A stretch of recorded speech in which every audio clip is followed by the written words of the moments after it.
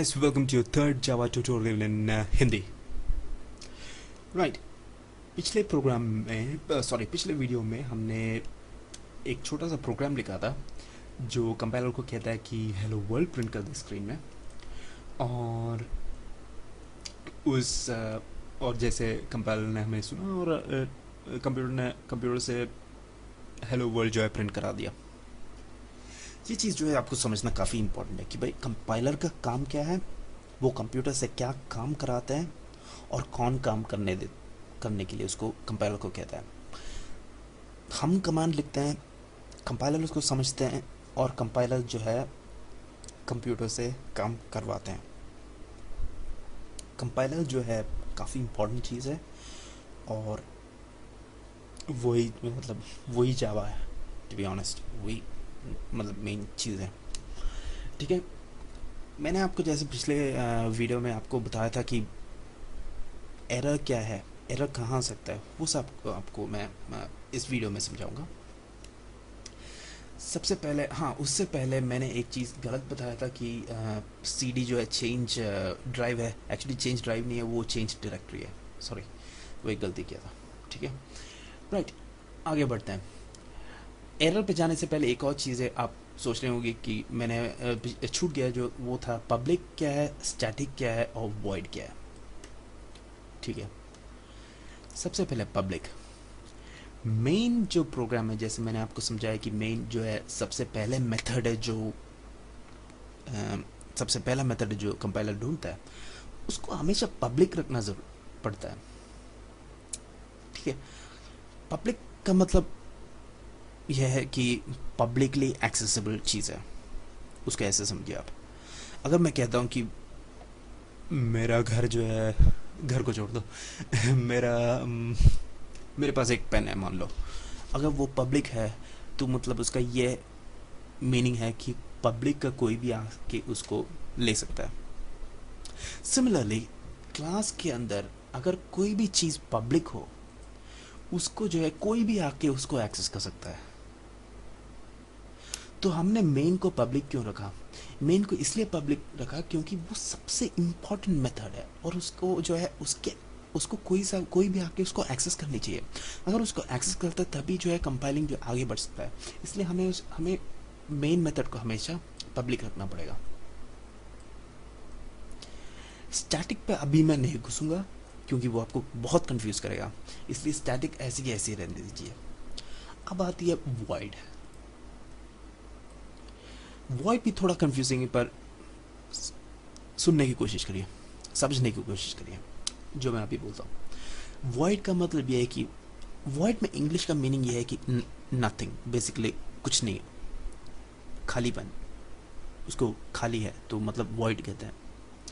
अगर एक बस खाली है तो हम ये भी बोल सकते हैं कि बस वॉइड है। बस एम्प्टी नहीं, बस वॉइड भी हो सकता है। ठीक है, तो वॉइड का मेन मेथड से क्या लेना देना है? वॉइड का मेन मेथड से ये बताना है कि ये कुछ रिटर्न नहीं करता। कुछ रिटर्न नहीं करता। रिटर्न नहीं करता का मतलब ये कि इस मेथड से आप कुछ एक्सपेक्ट मत करना।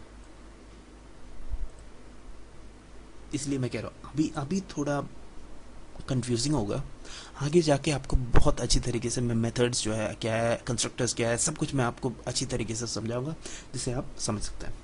ठीक है, इस प्रोग्राम में हम इस ट्यूटोरियल में जैसे मैंने आपको प्रॉमिस किया था, एरर। ठीक है, एरर कहाँ आ सकता है? एरर 3-4 चीज़ों में आ सकता है। एरर लॉजिकल एरर हो सकता है, जैसे आपने कुछ कहा, जैसे मैं आपको बोलता हूँ कि वो जो गाड़ी खड़ी है वो गाड़ी उठा के यहाँ ले आओ, तो उसका मतलब ये है कि आप गाड़ी उठा के नहीं ले आ सकते यहाँ पे, है ना? वो लॉजिकली गलत है। आप गाड़ी चला के ला सकते हैं यहाँ, इसे लॉजिकल एरर आ सकता है।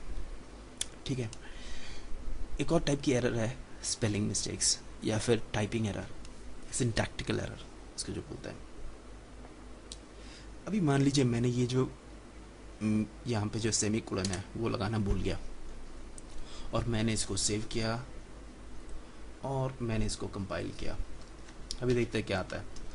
कंपाइल करने के लिए हम टाइप करते थे जावा सी और फर्स्ट डॉट जावा, देखा एरर दिखाई दिया, और एरर ये बोलता है कि 4th लाइन पे सेमीकोलन लगाओ, इसके एंड में सेमीकोलन नहीं है। तो इसीलिए मैंने आपको ये नोटपैड प्लस प्लस डाउनलोड करने के लिए बताया थी। अभी आप देखिए नंबर 4 दिखाई दिया, मतलब 4th लाइन पे, तो हमें एग्जैक्टली पता है कि 4th लाइन पे एरर है यहाँ पे, और हमें पता चला कि सेमीकोलन की कमी थी। अगर आप नोटपैड जो रेगुलर विंडोज़ के साथ जो नोटपैड आता है, अगर वो इस्तेमाल करते थे तो ये सब आपको दिखाई नहीं देते थे। ठीक है, इससे जो है हमारा काम आसान हो गया। अभी हमने जो एरर है उसको ठीक किया, हमने उसको सेव किया, और हम इसको फिर से चलाएंगे जावा फर्स्ट ऑफ जावा, और इस बार कोई एरर नहीं है। ठीक है, तो इस वीडियो को मैं यहीं पे ख़त्म करता हूँ। हाँ, ये काफ़ी छोटा था, पर ये आपको जानना बहुत ज़रूरी था कि फर्स्ट ऑफ ऑल पब्लिक क्या है, वॉइड क्या है, और ये